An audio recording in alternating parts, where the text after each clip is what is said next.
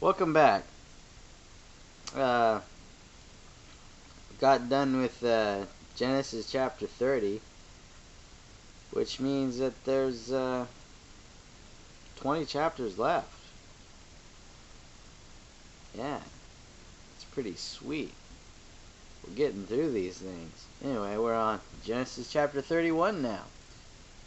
But Jacob soon learned that Laban's sons were grumbling about him. "Jacob has robbed our father of everything," they said. "He has gained all his wealth at our father's expense." And Jacob began to notice a change in Laban's attitude toward him. Then the Lord said to Jacob, "Return to the land of your father and grandfather, and to your relatives there, and I will be with you." So Jacob called Rachel and Leah out to the field where he was watching his flock. He said to them, "I have noticed that your father's attitude toward me has changed, but the God of my father has been with me.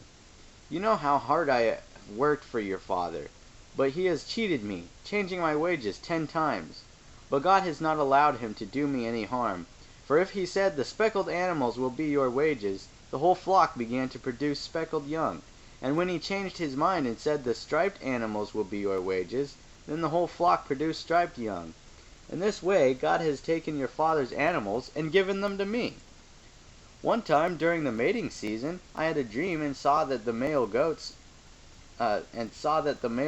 mating with the females were streaked, speckled, and spotted. Then in my dream the angel of God said to me, 'Jacob,' and I replied, 'Yes, here I am.' The angel said, 'Look up, and you will see that only the streaked, speckled, and spotted males are mating with the females of your flock, for I have seen how Laban has treated you. I am the God who appeared to you at Bethel, the place where you anointed the pillar of stone and made your vow to me.'" That's funny. He says, "I am the God who appeared to you at Bethel," making sure that he doesn't confuse him with some other God. "Now get ready and leave this country and return to the land of your birth." Rachel and Leah responded, "That's fine with us. We won't inherit any of our father's wealth anyway. He has reduced our rights to those of foreign women, and after he sold us, he wasted the money you paid him for us. All the wealth God has given you from our father legally belongs to us and our children. So go ahead and do whatever God has told you." So Jacob put his wives and children on camels, and he drove all his livestock in front of him.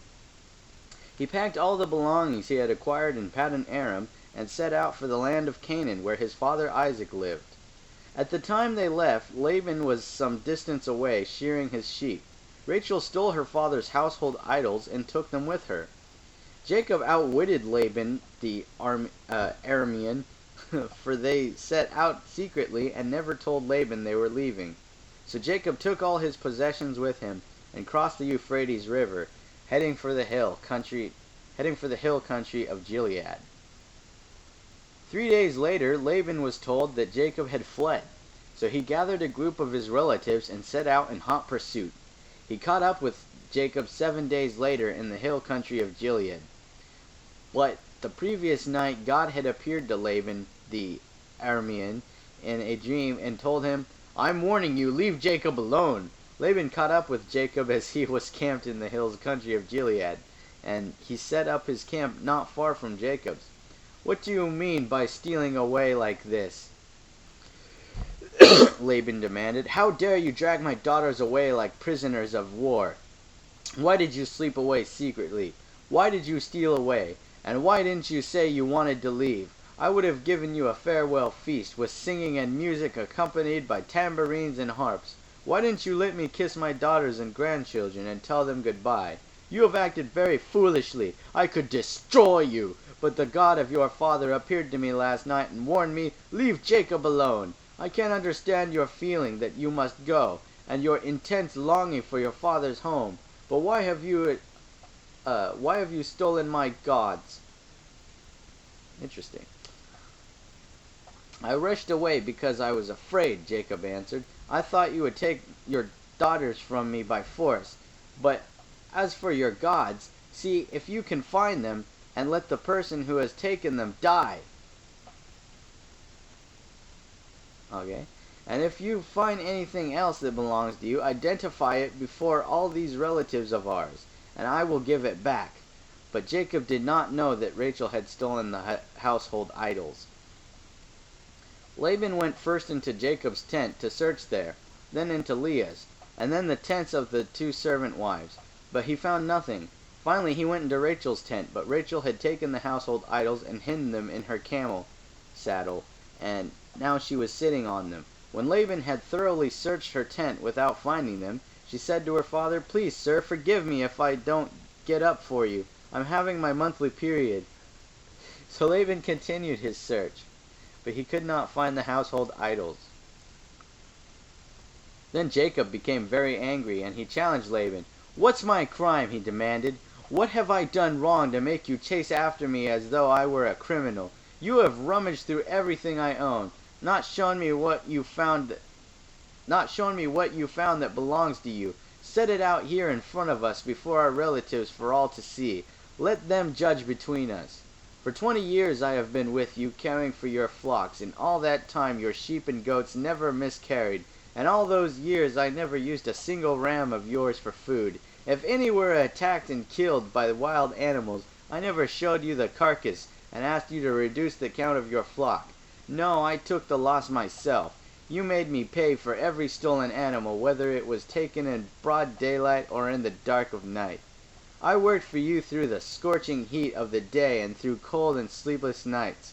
Yes, for 20 years I slaved in your house. I worked for 14 years, earning your 2 daughters, and then 6 more years for your flock. And you changed my wages 10 times. In fact, if the God of my father had not been on my side, the God of Abraham and the fearsome God of Isaac, you would have sent me away empty-handed. But God has seen your abuse and my hard work. That is why he appeared to you last night and rebuked you." Then Laban replied to Jacob, "These women are my daughters, these children are my grandchildren, and these flocks are my flocks. In fact, everything you see is mine. But what can I do now about my daughters and their children? So come, let's make a covenant, you and I, and it will be a witness to our commitment." So again, we have people making a covenant. This happens a lot. So Jacob took a stone and set it up as a monument. Then he told his family members, "Gather some stones." So they gathered stones and piled them in a heap.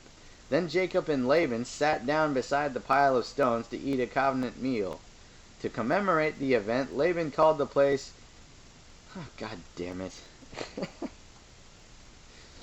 Jegar Sahadutha, which means witness pile in Aramaic. And Jacob called it Galid, which means witness pile in Hebrew. Then Laban declared, "This pile of stones will stand as a witness to remind us of the covenant we have made today." This explains why it was called Galid, witness pile, but it was also called Mizpah, which means watchtower. For Laban said, "May the Lord keep watch between us to make sure that we keep this covenant when we are out of each other's sights. If you mistreat my daughters or if you marry other wives, God will see it even if no one else does. He is a witness to this covenant between us." "See this pile of stones," Laban continued, "and see this monument I have set between us. They stand between us as witnesses of our vows. I will never pass this pile of stones to harm you, and you must never pass these stones or this monument to harm me. I call on God of our ancestors, the God of your grandfather Abraham, and the God of my grandfather Nahor, to serve as a judge between us." So Jacob took an oath before the fearsome God of his father Isaac to respect the boundary line. Then Jacob offered a sacrifice to God there on the mountain, and invited everyone to a covenant feast, more sacrifices. After they had eaten, they spent the night on the mountain. Laban got up early the next morning, and he kissed his grandchildren and his daughters and blessed them. Then he left and returned home. That was Genesis chapter 31. We'll be back with Genesis chapter 32. Peace out.